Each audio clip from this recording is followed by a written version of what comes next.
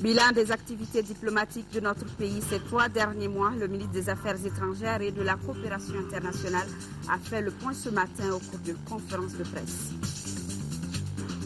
La décentralisation intégrale et immédiate comme élément de sortie de crise au Mali, c'est le thème du forum de l'Association des municipalités du Mali. Les organisateurs en attendent beaucoup pour une sortie de crise. Le centre de santé de référence de Koulikoro dans la loupe de notre magazine santé de la semaine lors du passage de la caravane Tous et chacun dans la région. L'équipe de Focus Santé s'est intéressée au rôle qu'a joué la structure dans la lutte contre la malnutrition des enfants. Nous sommes lundi 5 novembre, mesdames, messieurs, bonsoir et bienvenue à cette édition. Le haut représentant de l'Union africaine pour l'opérationnalisation des forces africaines en attente, le général Sekouba Konaté, est au Mali. Il a été reçu ce matin par le Premier ministre et le Président de la République par intérim. Le général Sekouba Konaté a également eu des entretiens avec le ministre de la Défense et des anciens combattants. Il invite les Maliens à parler le même langage et surtout à être déterminés pour combattre urgemment les extrémistes. Ibrahima Traoré nous fait le compte-rendu des audiences. L'intervention militaire pour libérer le nord du Mali se précise. Le haut représentant de l'Union africaine pour l'opérationnalisation de la force africaine en attente est à Bamako pour les derniers détails du concept stratégique en cours de finalisation. Le sujet a dominé l'entretien que le général Sekouba Konaté a eu avec le président de la République par intérim. L'émissaire de l'UA dit apporter sa contribution à l'armée nationale et à tout le peuple malien afin que le pays retrouve rapidement son intégrité territoriale. Le peuple malien doit s'unir comme un seul homme pour faire face à tous ceux qui veulent déstabiliser le beau pays et combattre toute forme d'extrémisme. Nous sommes tous franchement déterminés à préserver l'intégrité territoriale d'un Mali uni, indivisible, fort et prospère. Le même message était au cœur des échanges avec le Premier ministre. Les deux personnalités ont discuté aussi de l'évolution du dossier Mali qui bénéficie de l'appui total de la communauté internationale. Auparavant, le patron de la force africaine en attente a eu une brève séance de travail avec le ministre de la Défense et des anciens combattants. Les débats ont essentiellement porté sur la détermination et l'unité nationale des Maliens pour combattre très vite les extrémistes. Nous serons toujours à votre disposition pour apporter notre contribution au peuple malien. Le haut représentant de l'Union africaine pour l'opérationnalisation des forces africaines en attente prend part ce mardi à la réunion du comité des chefs d'état-major des pays membres de la CEDEAO. La rencontre se penchera sur les conclusions des travaux des experts militaires qui viennent de finaliser les concepts stratégiques en vue d'une intervention dans le nord du pays. Le travail des experts doit être soumis à l'appréciation du comité des chefs d'état-major pour se prononcer dessus avant que le travail ne soit soumis au Conseil de médiation et de sécurité de la CEDEAO.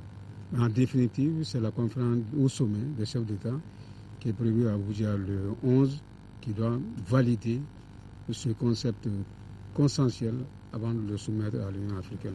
L'intervention militaire qui se prépare vise surtout les terroristes et autres narcotrafiquants, selon le ministre Camara.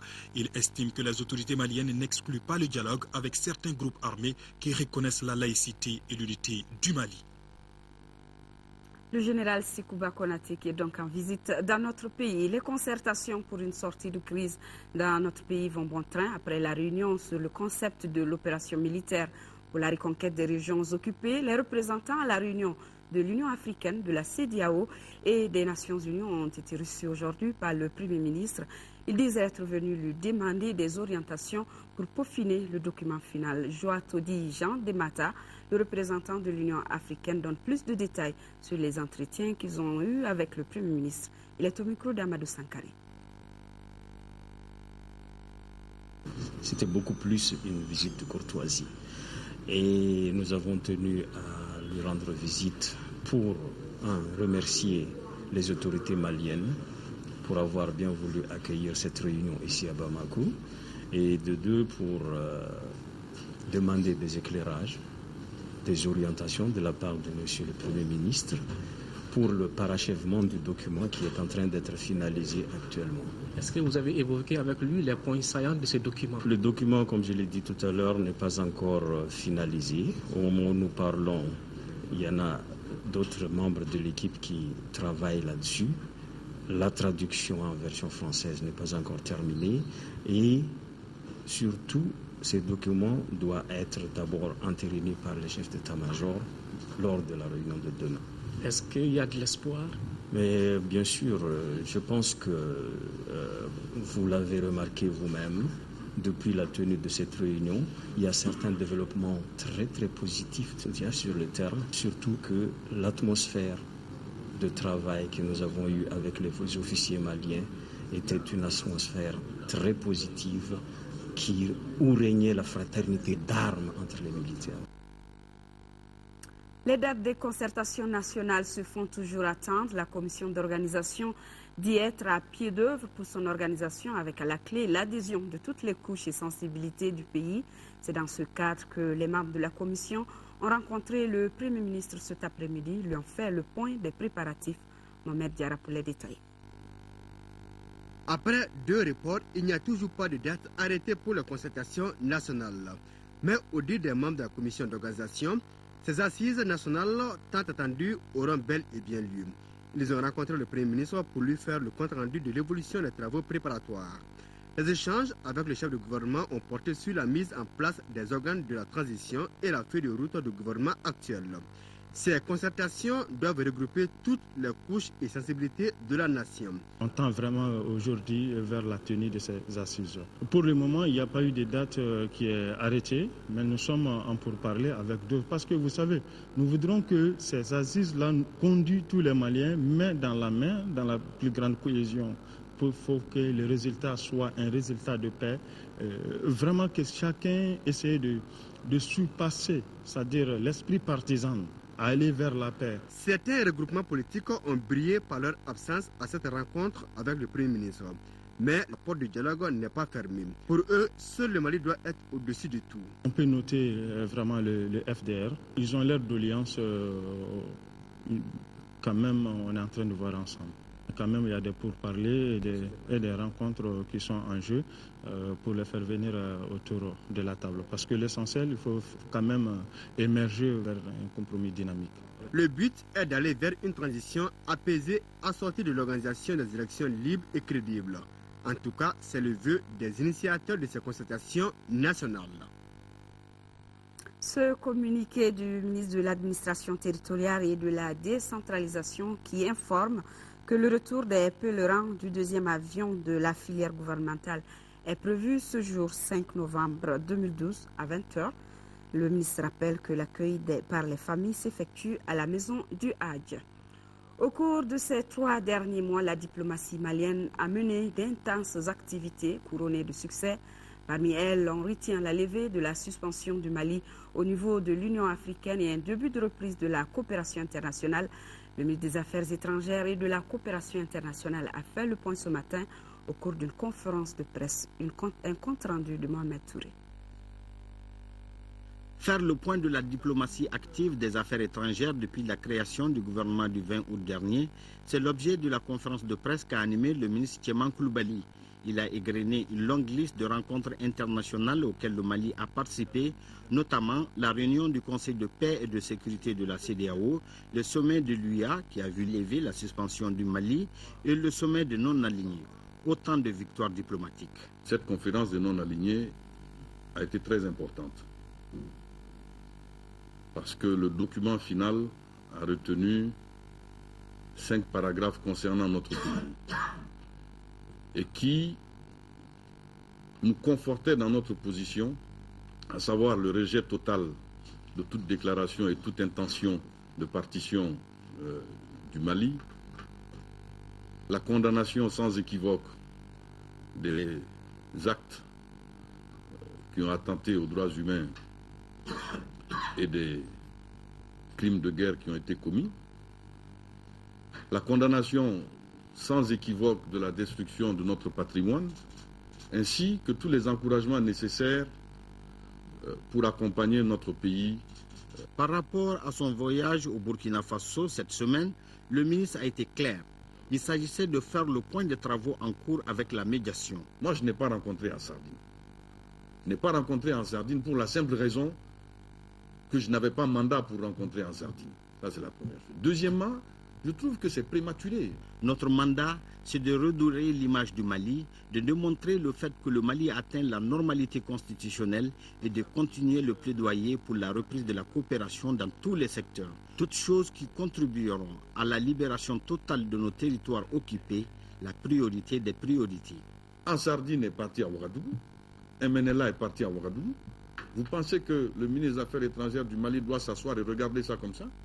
Alors qu'il y a juste quelques semaines, nous disions, mais ils font des rencontres et nous, on n'est pas là-bas. Alors, si demain, on me dit qu'ils sont à Bouni, ils me trouveront à Bouni. Entre autres préoccupations des confrères, on peut noter la fiabilité de la médiation, la plateforme du MNLA, la question des armes bloquées en Guinée et l'annulation des passeports de certains membres des groupes armés. Le ministre s'est dit confiant en la médiation, qui est un choix de la CEDEAO. Une plateforme n'a jamais été proposée officiellement au Mali, a-t-il ajouté. La question des passeports, c'est juste une mesure administrative et la question des armes bloquées, un secret de défense pour la sécurité même du Mali. Des détails qui seront donnés certainement au cours de la deuxième session de l'année en cours du Haut Conseil des collectivités. Les conseillers nationaux examineront certains textes soumis à eux par le gouvernement, comme celui portant création d'une inspection de l'environnement et de l'assainissement et celui portant réorganisation du centre de formation des collectivités. La cérémonie d'ouverture était présidée par le ministre de la fonction publique représentant le Premier ministre. Le compte-rendu de Modibo Mariko. L'ouverture de cette deuxième session du Haut Conseil des collectivités est à tout point de vue marquée par les empreintes de la crise qui traverse notre pays. Pas surprenant quand on sait qu'elle est la première retrouvaille des conseillers après le rétablissement de l'ordre constitutionnel normal, dont d'ailleurs ils se félicitent. La crise, selon le président de l'institution, est d'une telle ampleur qu'elle appelle à l'union sacrée pour ne pas trahir les attentes des Maliens qui sont l'organisation d'élections transparentes à bonne date et la libération totale des zones occupées. Le président salue pour cela toutes les initiatives prises jusque-là. Le souci premier des populations est la libération totale des régions occupées. Cette mission régalienne revient principalement à nos forces armées de sécurité, lesquelles, pour les besoins de la cause, doivent être mieux équipées et moralement réarmées afin de bouter les envahisseurs du septentrion de notre pays. À cet effet, le Haut Conseil des collectivités, au nom de l'ensemble des conseillers du Mali, salue avec ferveur la création du comité militaire de suivi de la réforme des forces armées de sécurité et place en lui de grands espoirs pour le salut du Mali. Les défis sont nombreux et le temps, selon le président, joue contre nous. Mais l'une des solutions de cette crise pourrait être la mise en œuvre réelle de la décentralisation avec ce que cela demande comme transfert total et des compétences et des ressources. Plus que jamais, il reste entendu que tout peut se discuter dans notre pays et se donner une solution dans le cadre de cette politique volontariste qu'est la décentralisation. Alors, s'il est établi que nous aimons notre pays, le Mali, œuvrons à ce que le verbe ou la main ne dresse le frère malien contre son autre frère malien. Soyons alors de véritables apôtres de la paix pour le progrès d'un Mali laïque, uni en un seul peuple, autour d'un seul but et animé d'une même foi. Ainsi, pour cette session, les conseillers auront fort à faire en donnant leur point de vue sur les dossiers soumis à eux par le gouvernement pour avis. Il s'agit des textes portant réorganisation du centre de formation des collectivités et de celui ayant trait à la création d'une inspection de l'environnement et de l'assainissement, pour ne citer que cela. Pour une sortie de crise, les collectivités locales sont également réunies en forum. La réunion de 3 jours est une initiative de l'Association des municipalités du Mali avec d'autres associations des collectivités des cercles et régions. Le forum des collectivités locales sur la gestion de la crise a pour thème la décentralisation intégrale et immédiate comme élément de sortie de crise au Mali. Laura Sidiki Diara pour le compte rendu. Depuis janvier 2012, notre pays traverse une crise sans précédent de son histoire. Face à cette situation, les collectivités territoriales, à travers leur organisation fêtière, à la recherche d'une solution de sortie de crise, ont entrepris une série d'initiatives dont l'organisation de ce forum qui a pour thème la décentralisation immédiate et intégrale pour la sortie de crise. La thématique que nous avons proposée, une décentralisation immédiate et intégrale comme élément de sortie de crise, a suscité chez nombre d'interlocuteurs certaines interrogations, interprétations, voire une certaine suspicion vu le contexte de crise que vit notre pays. Il s'agit d'un cri de cœur mais également de raison.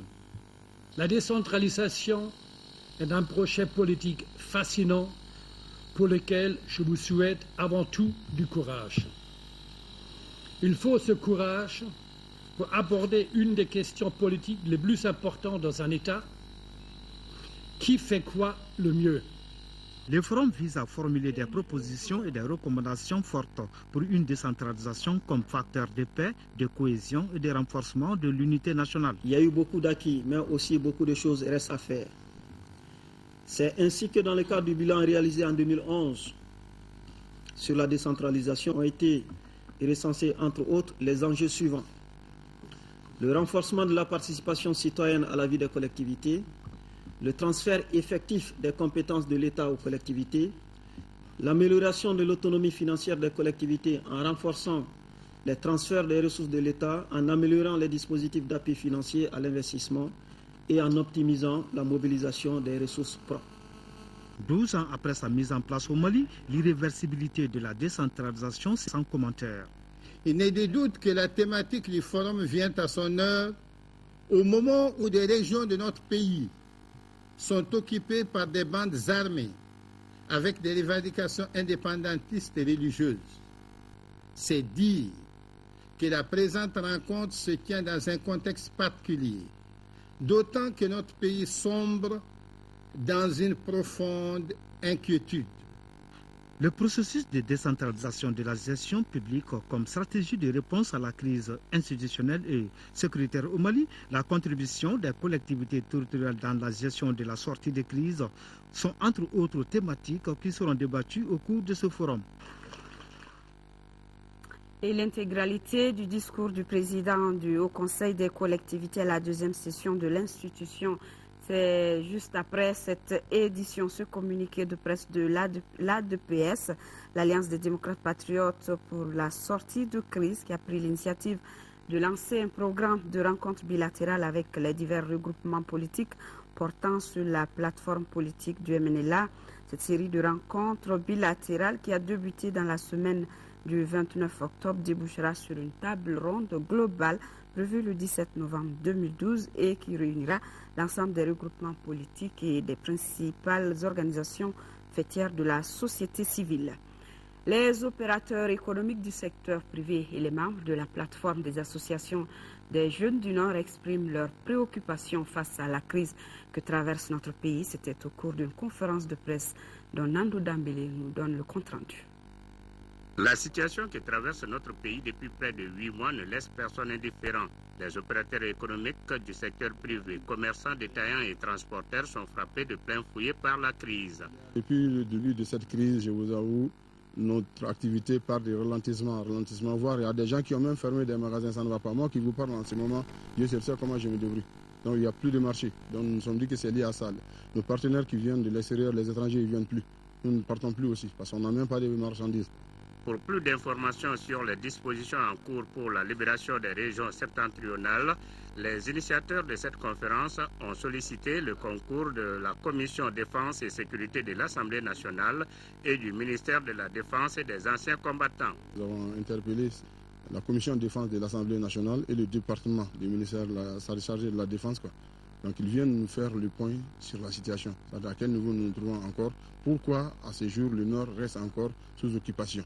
Les questions des journalistes ont permis d'édifier les uns les autres sur certaines grandes questions de l'heure, telles que les modalités de déploiement de la force de la CEDEAO, l'état de préparation des forces de sécurité du Mali. Cet autre communiqué du ministre de la Communication qui rappelle aux promoteurs de radio détenteurs d'une autorisation que le délai de mise en exploitation est de 3 mois. En conséquence, toutes les autorisations qui ne seront pas exploitées avant le 20 novembre 2012 seront retirées. Actualité hors de chez nous, l'élection présidentielle aux États-Unis, c'est dans quelques heures. Le week-end a donc été très chargé pour les candidats qui sont à leur dernier sprint aujourd'hui. L'enjeu est de taille car cette élection s'annonce serrée. Le vote par anticipation a déjà commencé. À la veille de l'élection présidentielle, c'est la dernière ligne droite et un sprint final pour le candidat républicain. Dimanche soir, Mitt Romney était en Pennsylvanie. Acclamé par la foule, il s'est une nouvelle fois présenté comme le candidat du changement. Cette élection se résume en une seule et vraie question. Voulez-vous 4 années de plus comme ces 4 dernières années ou voulez-vous un vrai changement? Un dernier sondage le donne au coude à coude avec Barack Obama. Alors Mitt Romney ne lésine pas sur les attaques personnelles. Le président a déclaré qu'il ne pouvait pas changer Washington depuis l'intérieur, mais seulement depuis l'extérieur, et si on lui donnait une chance de le faire. Entre dimanche et lundi, Mitt Romney aura parcouru 3000 km et 5 États américains en moins de 20 heures. 5 États qui appartiennent tous aux 10 États clés, ces États dont le vote peut tout faire basculer. Barack Obama, lui, va encore plus vite et s'arrête dans 7 États en 20 heures. Dimanche soir, il était dans l'Ohio, quelques heures avant son rival. Le président s'est livré à un démontage en règle du changement proposé par Mitt Romney. Donner le pouvoir aux grandes banques, je n'appelle pas ça le changement. 5 milliards de réduction d'impôts supplémentaires en faveur des riches, toujours pas de changement. Refuser de répondre aux questions sur votre politique après les élections, je ne vois décidément pas de changement. Ça, c'est la plus vieille astuce du monde. Les voix de l'Ohio valent cher. L'État est devenu un véritable champ de bataille entre les partisans républicains et démocrates.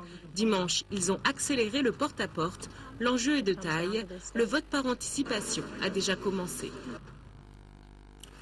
L'actualité de nos régions avec cette visite en 4e région de la Commission de l'éducation, de la culture, des nouvelles technologies, de l'information et de la communication de l'Assemblée nationale. Après une première journée de visite, on retient que l'Université de Ségou a de grands acquis, mais que les contraintes doivent être résolues afin qu'elle démarre effectivement sous de bons auspices. Compte rendu de nos envoyés spéciaux Mahamadou Doumbia et Abdoulaye Diarra. Au regard du nombre sans cesse croissant d'étudiants dans nos différentes facultés à Bamako, chiffré aujourd'hui à 100 000 personnes, la création d'une autre université, comme par exemple à Ségou, est plus qu'une nécessité. Elle permettra de désengorger l'université de Bamako. Appuyer et accompagner donc la création effective de cette université est pour la Commission éducation et communication de l'Assemblée nationale une préoccupation majeure et pour cause, en dépit du démarrage des cours de cette université en 2011, l'Assemblée nationale n'a pas encore ratifié l'ordonnance y afférente. Il y a de grands acquis pour l'université de Ségou. Nous avons aussi constaté l'engagement des uns et des autres, les autorités administratives, à commencer par le gouverneur de Ségou, les autorités politiques. Nous avons observé un engagement de toute la population de Ségou pour cette université-là. En plus de l'amphithéâtre, l'université de Ségou dispose déjà d'environ 300 hectares à Dougadougou et environ 200 autres hectares à Nrekoro, tous situés dans la commune de Pelengana. Le coût de sa construction s'élève à 55 milliards de francs CFA. Le défi persistant qui existe pour le rectorat reste cependant l'indemnisation des titres fonciers appartenant à des particuliers et la sécurisation des 2 sites grâce à des murs de clôture encore inexistants. L'essentiel, c'était d'avoir les sites. 500 hectares autour de Ségou, ce n'est pas petit. Cet acquis, il faut le préserver.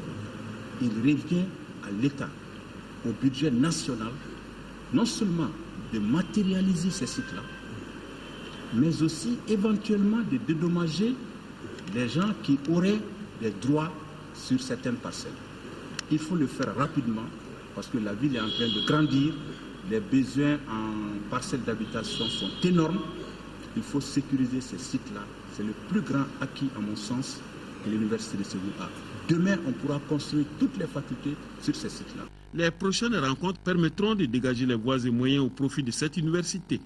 Cette première journée a été marquée par des visites aux différentes personnalités politiques et administratives de la 4e région et une autre visite de reconnaissance à l'endroit de l'ORTM. Nous restons à Ségou. La campagne sucrière 2012-2013 de Soukala SA a été lancée vendredi dernier. Le premier tison a été allumé par le ministre du Commerce et de l'Industrie à Dougabougou. Pour la présente campagne, 34 000 tonnes de sucre sont attendues. Kandesila depuis Ségou. La mise à feu de la canne à sucre mature par le ministre du Commerce et de l'Industrie et du gouverneur de la région de Ségou marque officiellement le lancement de la production 2012-2013 de Soukala SA. Au titre de cette campagne, près de 340 000 tonnes de canne sont attendues pour une production de 34 000 tonnes de sucre, 2 150 000 litres d'alcool et plus de 10 000 tonnes de mélasse. Pour le ministre Konaté, sa présence à Dougabougou et à Soukala traduit toute la volonté de son département de promouvoir une véritable industrialisation qui seul peut conférer une valeur ajoutée aux produits primaires. À Ségou, le ministre et sa délégation ont visité la Comates SA et le Cerfitex, le centre de recherche et de formation pour l'industrie textile. Ici, le ministre a remis 12 ordinateurs pour les besoins de formation initiale. Vous savez, si on ne fait pas ce type de développement pour nos industries, il n'y aura pas de développement tout court pour le Mali, parce que c'est par le développement industriel que nous pouvons créer plus de valeur ajoutée pour nos produits de base et nos matières premières. À Dougabougou, tout comme à Ségou, le ministre a échangé avec les travailleurs et les responsables des différentes structures. Il a pris bonne note des préoccupations majeures soulevées et a surtout demandé l'esprit de sacrifice en cette période de crise. Actualité régionale toujours avec ce projet d'urgence alimentaire au bénéfice des communes de Nara, Ouagadou et Dili. Dans le cercle de Nara, il est financé par l'USAID à travers Africaire à plus de 521 millions de francs CFA. En 10 mois, ce projet d'urgence alimentaire touchera plus de 9 750 personnes vulnérables à travers des appuis en vivres et en renforcement des capacités. De Koulikoro, le compte rendu de Fousséni Tunkara. Cette mobilisation des femmes du cercle de Nara se justifie par le lancement des activités du projet d'urgence alimentaire. Un projet financé à plus d'$1 million, soit 521 925 000 francs CFA. Ce nouveau projet contribuera à la réduction du taux de malnutrition chez les enfants de 0 à 59 mois. Le programme d'Afrique cadre bien avec le programme de développement économique et social et culturel de la commune. Nous lançons un cri de cœur aux responsables d'Africaire pour couvrir le cercle. Au-delà de ce programme d'urgence d'1 an, afin de soutenir les populations vulnérables. Durant ces 10 mois d'exécution, Africaire entend mener plusieurs activités. Les activités ciblées par le projet sont l'appui alimentaire en vivres pour 9 750 personnes vulnérables, l'appui en vivres contre travail aux activités de réhabilitation de puits, barrages et jardins maraîchers, et l'appui en renforcement des capacités des comités sécurité alimentaire groupement des producteurs, l'appui des intrants agricoles et maraîchers, semences, petits matériels au groupement féminin. Cette cérémonie de lancement a pris fin par la remise des semences, des vivres et des matériels maraîchers aux femmes des 3 communes bénéficiaires, à savoir Nara, Dili et Ouagadou. Retour à Bamako où le sujet réforme des marchés publics dans l'espace UEMOA et les procédures de passation des marchés publics au Mali est au centre d'une rencontre de 5 jours entre les acteurs de la société civile et les représentants de l'autorité. La rencontre porte sur les principes fondamentaux qui sous-tendent les procédures de passation de la commande publique. Ramata Konaté pour le compte rendu. Au cours de cette rencontre, il est question de la gestion de la commande publique.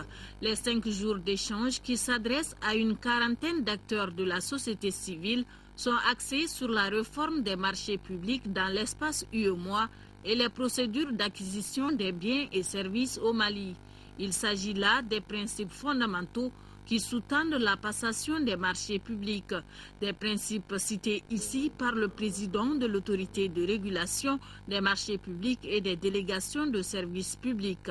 L'économie et l'efficacité du processus d'acquisition, le libre accès à la commande publique, l'égalité de traitement des candidats, la transparence des procédures d'acquisition. C'est pour nous permettre davantage de jouer notre rôle. Et quel est ce rôle ? C'est participer à la bonne gouvernance économique de notre pays. Et aujourd'hui, nous savons bien que nous sommes impliqués dans le PADAM.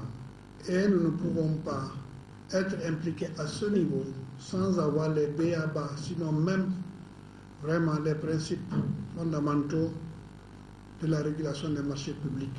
L'exécution et le règlement des marchés publics sont également étudiés au cours de cette rencontre. Rencontre qui devra permettre aux participants d'approfondir leurs connaissances dans la gestion de la commande publique.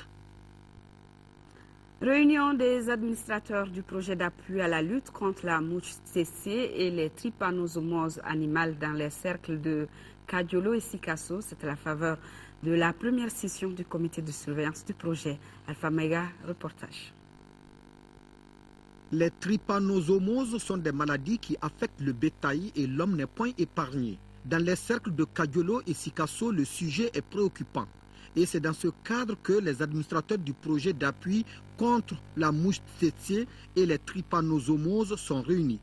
La réunion marque ainsi la première session du comité de surveillance du projet.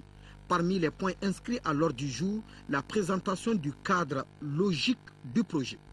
La mise en œuvre du TCP contribuera à améliorer la situation sanitaire du cheptel et les productions animales dans l'ensemble de sa zone d'intervention, c'est-à-dire dans 9 communes du cercle de Kadiolo et dans 3 communes du cercle de Sikasso. Le présent projet a été financé par la FAO. La lutte contre la maladie demeure un défi à relever. La tenue de cette première session du comité de surveillance du projet, dont l'objectif global est de valider le programme d'activité du projet et d'obtenir, après examen et discussion, l'oquitus des membres du comité de surveillance du projet. La FAO attend beaucoup des résultats de vos travaux pour la mise en œuvre des activités. Aujourd'hui, près de 2 700 000 bovins et plus de 2 millions de personnes sont exposées à la maladie, ce qui constitue un obstacle au développement socio-économique de notre pays infesté sur environ 240 000 km² par les mouches tsetse. Fin à Ouagadougou de la 13e édition du Salon international de l'artisanat. Le Grand Prix du président du Faso est revenu à la République de Côte d'Ivoire grâce à son stand pays. Les artisans maliens, en plus de la mobilisation record, plus de 300 participants ont enlevé les 2 premiers prix de l'UEMOA. Nos envoyés spéciaux Adama Kamara et Abbas Fambougouri Traoré. Les lampions se sont éteints sur la 13e édition du CIAO avec le sacre du stand pays de la Côte d'Ivoire. Du coup, elle enlève le Grand Prix du président du Faso et le premier trophée l'accompagnant avec une enveloppe de 2 500 000 francs CFA. Le Ghana est noté 2e, suivi du Sénégal. Le prix de la créativité est allé à l'œuvre d'une jeune Camerounaise, tout comme celui de l'Organisation panafricaine de la propriété intellectuelle à son compatriote. Les 2 premiers prix de l'UEMOA sont revenus au Mali. Je suis vraiment impressionnée et je suis très heureuse d'avoir ce prix-là et j'encourage beaucoup mes frères maliens, mes sœurs maliens d'en faire des choses comme ça et de croire à eux, d'avoir confiance à eux. Ça, c'est quelque chose qui est vraiment important. Vraiment, je suis très content parce que chaque année, depuis que le CIAO a commencé, nous, on participe au CIAO. Et chaque fois, on fait des créativités. Et chaque créativité, donc, on montre des nouveaux modèles du Mali même. Donc, cette fois-ci, on est basé sur le cuir et les perles de l'ambre. Donc, c'est comme ça qu'on a pris la 2e place. Et vraiment, je suis très, très content. Le Mali s'en est bien tiré par sa forte mobilisation de tous les corps de métier. Je félicite d'abord les lauréats et au-delà tous les participants à ce salon. Je félicite encore tout le gouvernement vraiment pour l'accompagnement qu'ils ont fait cette année pour que les participants puissent être là physiquement. En clôturant la 13e édition de l'artisanat de Ouagadougou, le ministre Patiendé Arthur Kafando du Burkina Faso s'est dit satisfait de son déroulement malgré des insuffisances pour un rendez-vous de plus en plus incontournable en Afrique. Pour cette année, a-t-il révélé, environ 3400 artisans ont occupé les 564 stands mis à disposition. Plus d'une centaine d'acheteurs et de visiteurs professionnels étaient là, en plus de 500 journalistes venus de 8 pays. CIAO 2012, c'est fini. Rendez-vous à l'édition 14e sous le thème Artisanat africain, entrepreneuriat féminin et protection sociale. Félicitations à nos artisans et le ministre de la Culture, Boubacar Amadou Kébé, qui a participé Du 29 au 31 octobre 2012 à Lomé, à l'Assemblée générale extraordinaire des États et institutions membres du Centre régional d'action culturelle, devenu Institut régional d'enseignement supérieur et de recherche en développement culturel. La rencontre a permis l'adoption des textes réglementaires fixant les missions du Institut.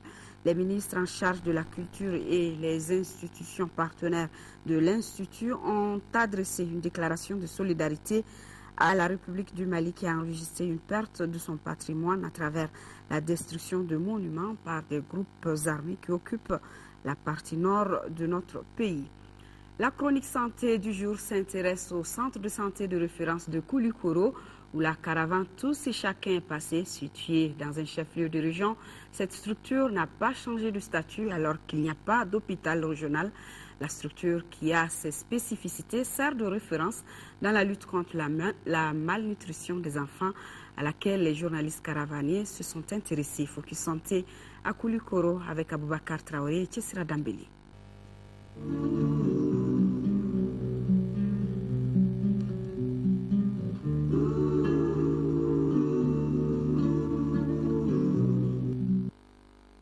Le centre de santé de référence de Koulikoro est dans une position particulière. Situé dans un chef-lieu de région, il n'a jamais été érigé en hôpital régional, lésé quelque part par la position des grands centres hospitaliers de Bamako et de Kati et par la position géographique de Koulikoro-ville, séparée de certains cercles par le fleuve Niger.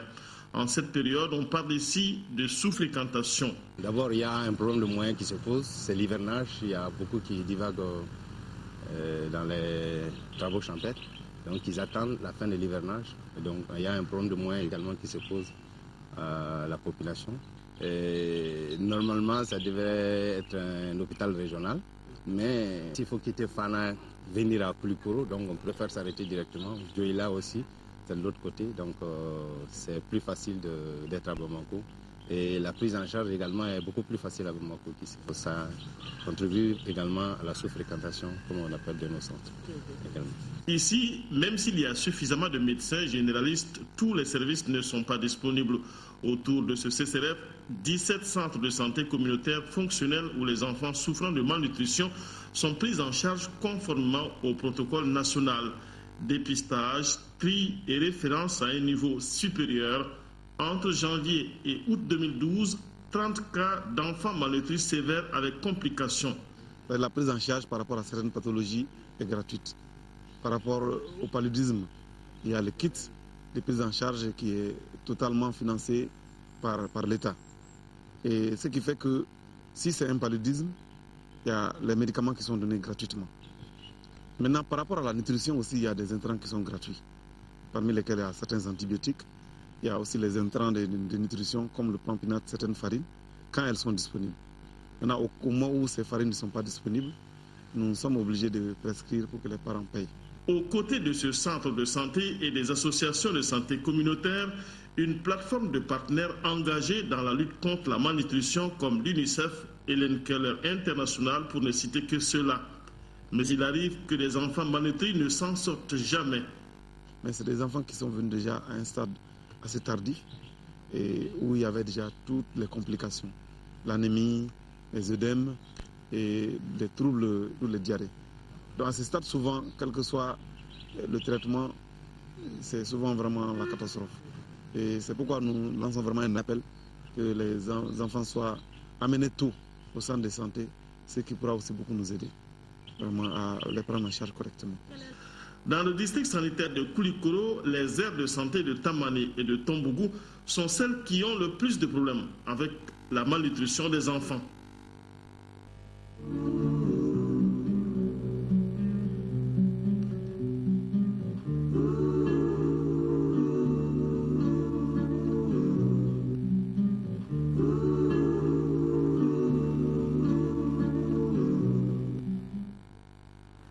Merci de nous avoir suivis. Demain 10h-13h, vous serez avec Nyanya Aliou Traoré.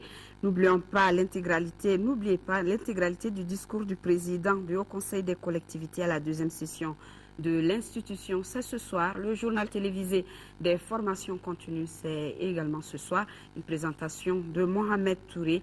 Ayant une pensée profonde pour nos parents des régions du Nord vivant sous occupation. Ne les oublions pas. À demain, s'il plaît à Dieu.